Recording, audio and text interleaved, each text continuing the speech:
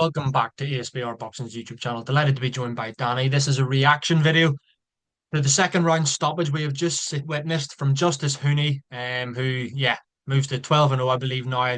Impressive display. Looked like for a minute he was maybe going to get POTGIETER out in the first round, but it ended up being a second round knockout victory for Justice HUNI, setting up a potentially big 2025 for himself. Danny, your initial thoughts and reaction to what we've just watched? It was sort of the second fight of this nature, and when was that last one me and you reacted to like a month ago? About a month ago, yeah. Um, it's hard to get like overly excited about it when you look at the level of opposition. I mean, how do you pronounce it? Prodigy's record wasn't the best. He had been stopped in the past by a fairly low level opponent. But Eddie Hearn has said they're going to pump the brakes a bit on Justice Finney. I don't know if they needed to be pumped to this extent. I think a fighter who could have given him a few competitive rounds would have been a bit more beneficial, but he couldn't have dealt with him in much better fashion, so I suppose. And then you got that highlight reel stoppage as well.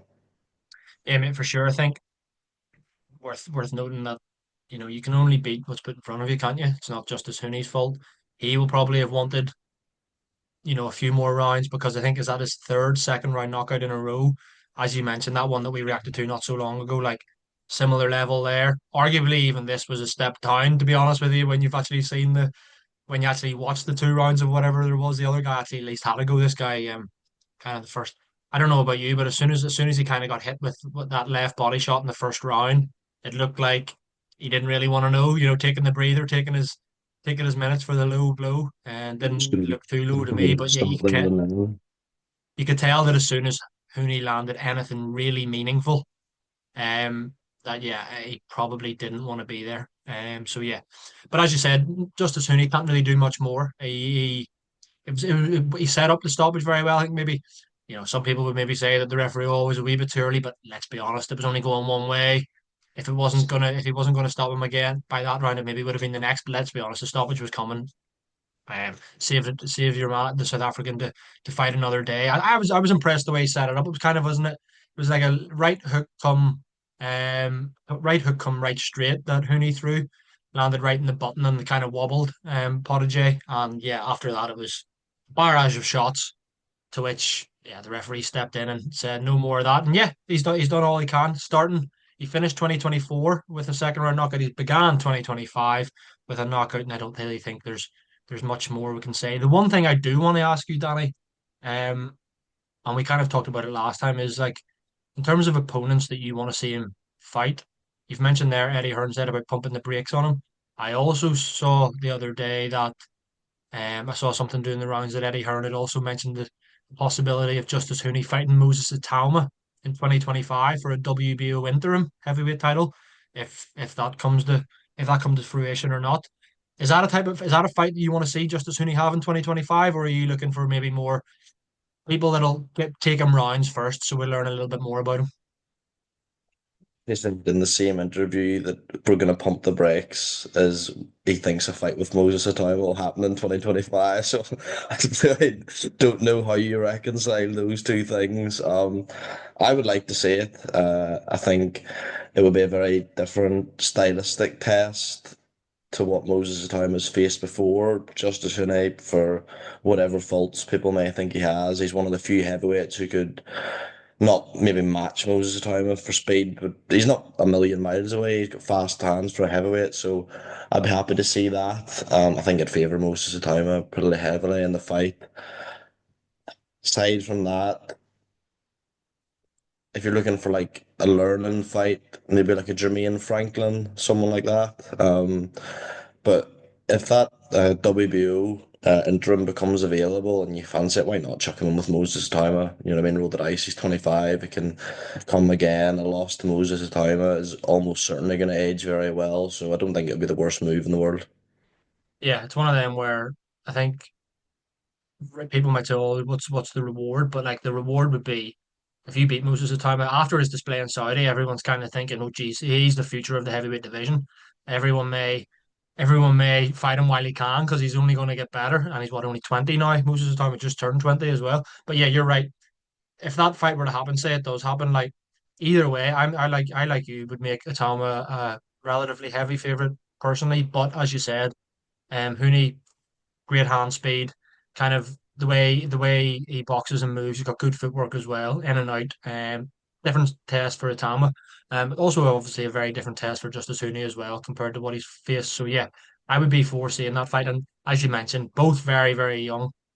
Like, I mean, Justice Hooney's a young heavyweight at 25. It's just Atoma's like a freakishly young heavyweight. But the loser there, even if it was to be Justice Hooney, like it's no disgrace, as you mentioned, it would probably age quite well. But on the flip side, like it's a gamble worth taking. You somehow beat Moses Atama, you're the guy, you're the future. So yeah, definitely a risk worth taking, I think. And it's a fight that I don't know if I can see it happening, maybe by the end of 2025. But I think if I was in Justice Hooney's team in his corner, I would want a fight in another couple of months against someone who you're guaranteeing rounds against. Someone that you're not going to blow away in 2 or 3 rounds, someone that you might even go the distance with, learn a bit about the gas tank, yeah, taking a few shots, taking a few licks and stuff. But yeah, that's a fight that I would uh I would like to see Justice Hooney. Johnny Fisher was there in Australia ringside for this fight. Obviously, it looks like he might rematch Dave Allen, and whether that happens or not, is that a fight that you would want to see Justice Hooney, and would you make him a favorite against Johnny Fisher? Doubt it's going to happen, but I just thought I'd mention it because he's there ringside. I would make Cincinnati a fairly big favourite against Johnny Fisher, I think. Uh, I'd like to hope there's no correlation as to that's why he's down in Australia. Nah, I can't see Eddie Hearn throwing Johnny in with him. He's got to rematch the Romford Bull first ball, or sorry, the White Rhino. Well, you know it, mate. You know it, and I mean, it'll be a tough night's work for Johnny Fisher, but that's for another video. Yeah, Justice Hooney. Just to round off, Danny, putting you on the spot. I think I kind of mentioned this to you last time. We've seen some world heavyweight champions over the years who are, not really world level fighters who have somehow got their shot and earned their title shot and won a belt. Do you think Justice Hooney has what it takes to become world heavyweight champion at some stage in his career? Yes or no?